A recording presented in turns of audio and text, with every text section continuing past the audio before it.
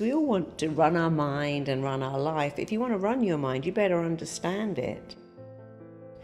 And if you understand your mind, there's only three things wrong with everybody. One is I'm not enough. One is I want something that's not available. And the other is I'm different, so I can't connect.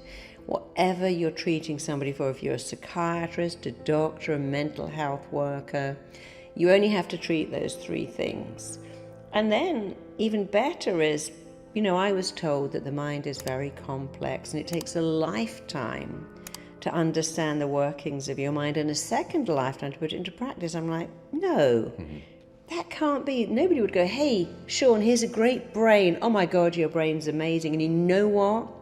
When you're 95, you'll crack it. What a shame it's too late to put it into practice. And I thought that can't be true.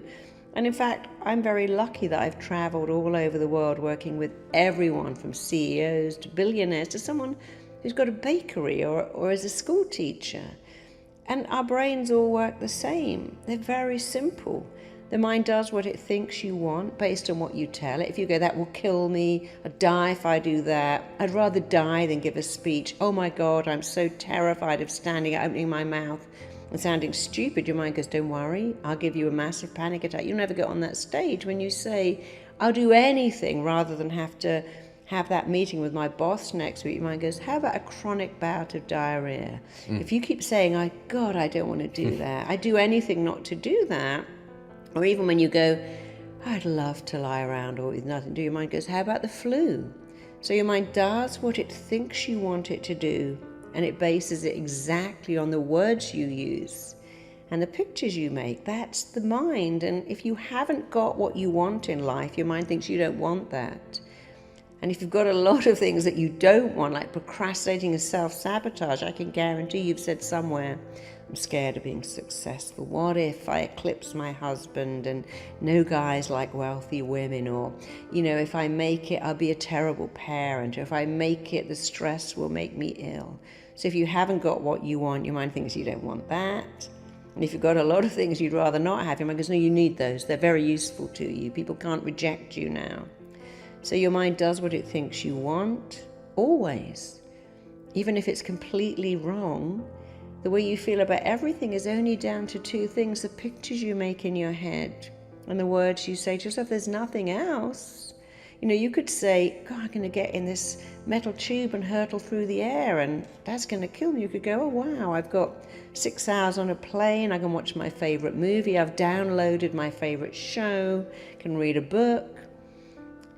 And we are wired to love what is familiar and avoid what is unfamiliar. That's a fact. But there's an even better fact. You can make anything you like familiar or unfamiliar. Shoving a lens in your eye is a very unfamiliar thing to do. No one goes, oh, where's a lens? Wham it in. I've done it. It takes about 10 days, and then you can do it even without a mirror. So a very simple thing to do is look at how you speak to yourself, because the words you use are the blueprint for what you are.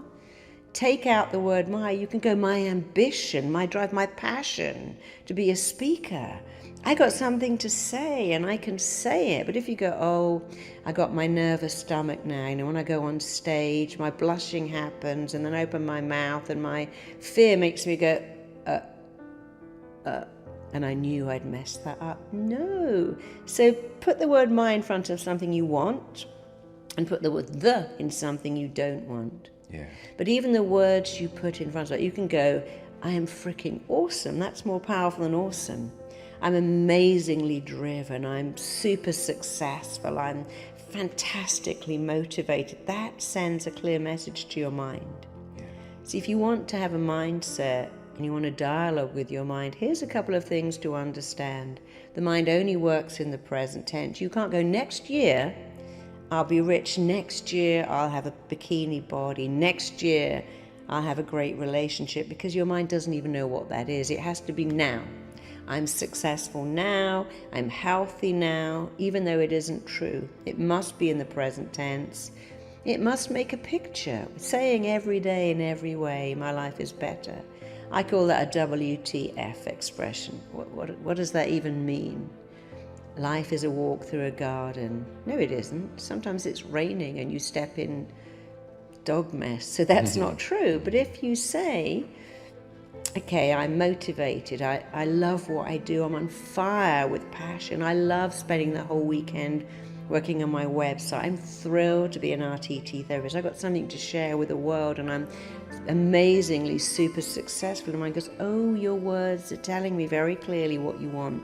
Present tense, exciting words. Put exciting words in front of the words. So if you go, I'm not bad me, I have good days and bad days, that's a WTF. If you go, I am motivated, passionate, I've got a gift, I got a skill all of mine, and I'm monetizing that gift every day. I'm doing it right now. Your mind goes, your words are telling me exactly where you want to go, and I'm going to take you there.